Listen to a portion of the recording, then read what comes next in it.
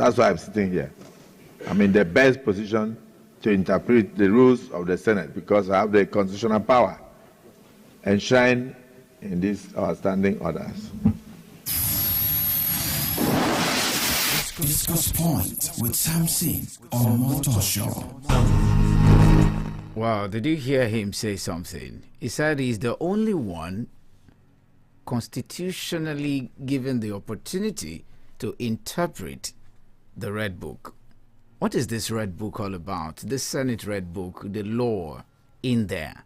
Is it bigger than the Constitution? All right. There's a lot for us to look out today. I'm just mindful of our time. But I want you to follow me closely because we're looking at how the Senator Akpabio, the Senate President, and of course Senator Natasha, how they've been at loggerheads since the time of harassment and which led to a suspension for 6 months. Now this drama has begun because Saraki has waded in as a former Senate President. Saraki said, Saraki never want to shy away from a political confrontation, has now weighed in. In a statement released through his media house, his media office, Saraki criticized Akpabio's response and urged the Senate President not to treat the allegations lightly. He emphasized that due process must be followed and that the integrity of the Senate must be protected at all costs. Don't forget Saraki was once a Senate President, so he understands what he's saying. Saraki notably did not call for Akpabio's resignation but called for a transparent investigation into the claims made by Senator Akpoti Uduaghan.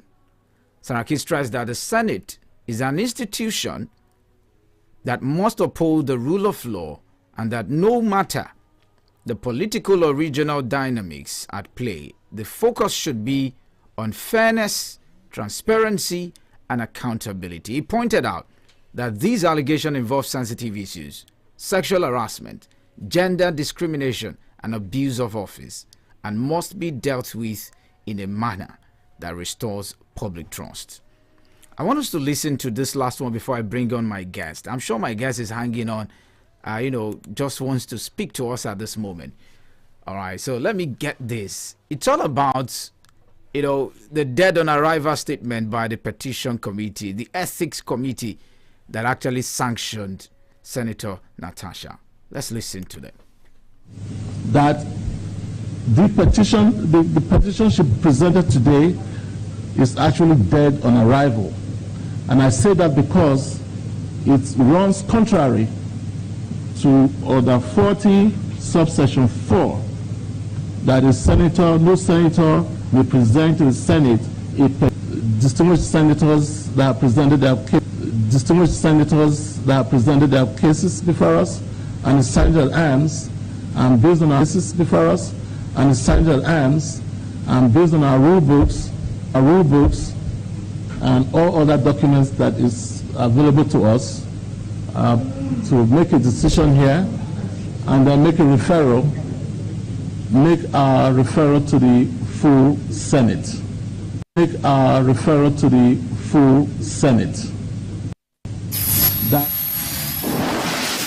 Discourse Point with SAMSON on OMOTOSHO. All right, so he referred to that Red Book as the rule of the House. I asked the question initially. I asked if this rule is bigger than the Nigeria's constitution because they were serviced a petition that they must not carry out that suspension. But he said that is not applicable here. Okay, so my guest has been must not carry out that suspension. But he said that is not applicable here. Okay, so my guest has been locking, and I want us to just deliberate on this part. Was unanimously supported by the Senate. But while Akpabio has stood by the Senate's decision, he's also been vocal about what he sees as a...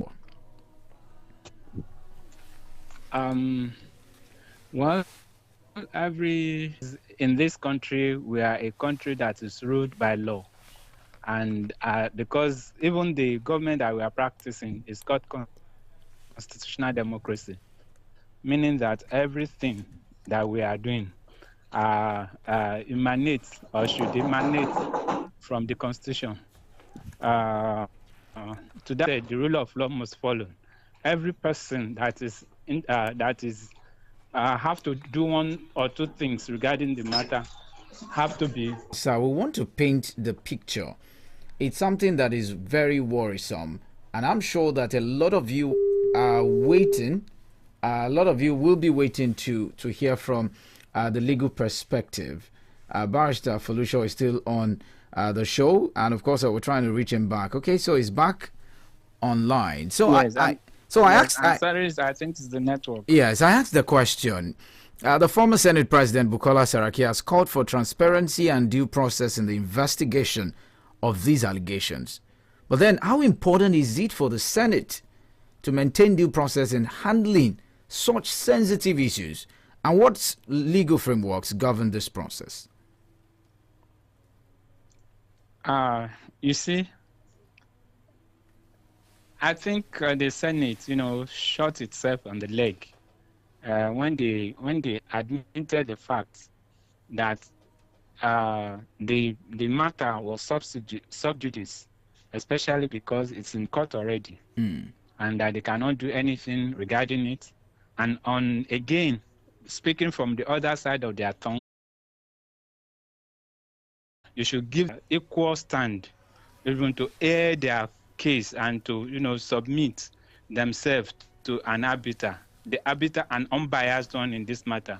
Then secondly, that you cannot be a judge in your own court.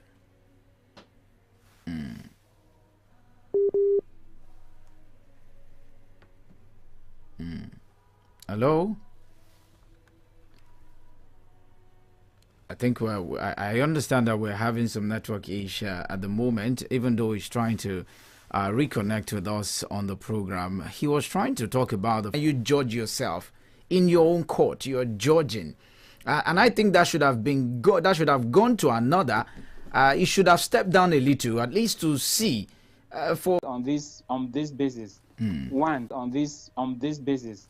One, the rule book that they are talking. Oh no, let me even start from the court. The court, there's an injunction against the ethics committee of the Senate not to.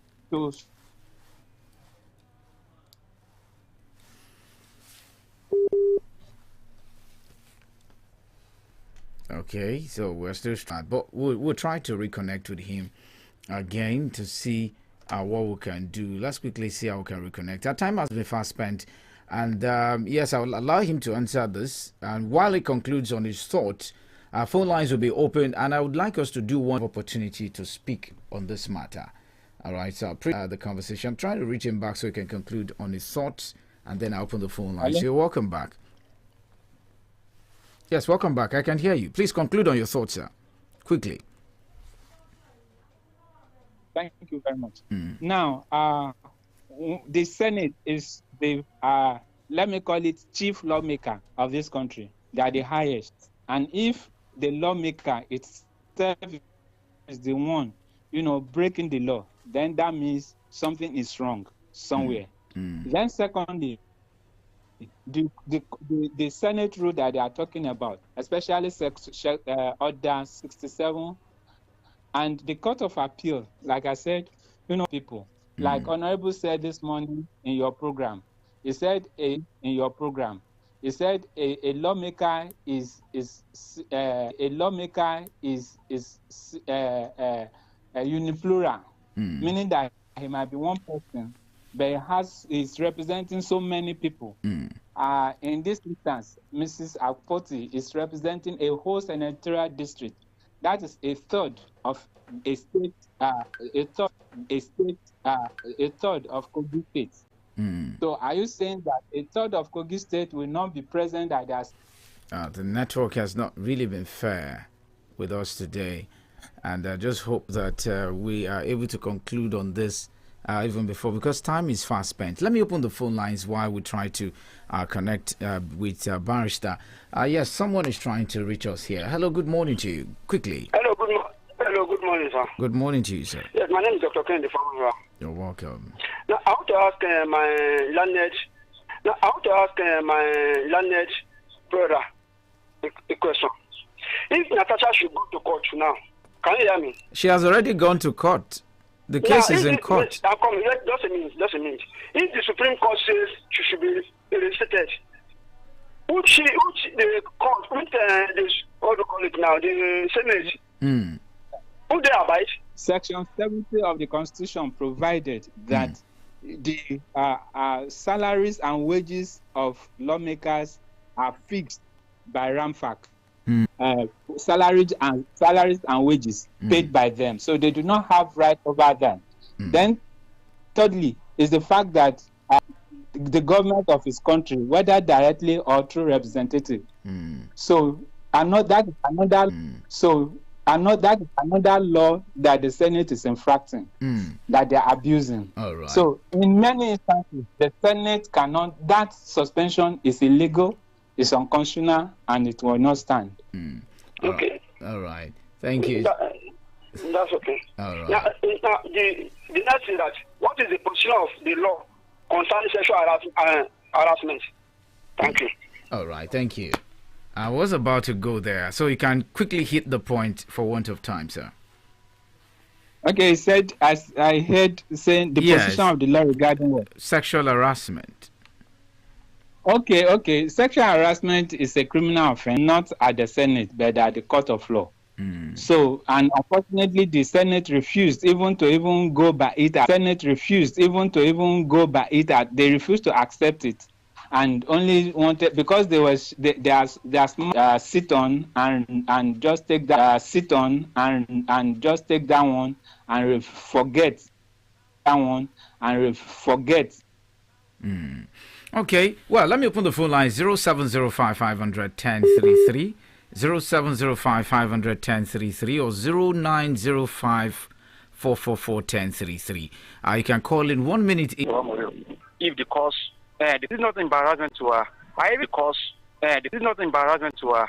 I even remember the time of the region of. Good morning, Bara. Morning to you, sir. I'm Evangelist from Discourse. Yes, sir. Fabio has made this case to be exaggerated. He's not smart enough. He would have kept quiet and be looking at the unfolding of the event. If he keeps quiet, this thing would not have been exaggerated like this. Yes. Because he has the power. That can, he thinks he can sit on the woman. So if he's not careful, woman. If he's not careful, this thing may ruin him. Thank you. All right, thank you so much. This is going to be the much we'll be able to take on for calls today. Our time has been fast spent. I need to quickly ask, my guest before I allow him go. I need to quickly ask him this question. Just quickly before we go, I'm sure you are listening at the moment. If you look at this from the point of Akpabio and Natasha herself, from the point you have looked at, the committee sat and said, well, it is dead on arrival. What do they mean by dead on arrival? Are they trying to cover up something? No fair hearing? And then another thing, in Senate climes, we know that a Senate president would have stepped down for a little while investigation goes on. But why is it different in the case of Akpabio and Natasha? Just in few seconds, you can quickly answer that, sir. I need you to just quickly just hit the target on that particular question I've asked. Barrister, are you there? Hello?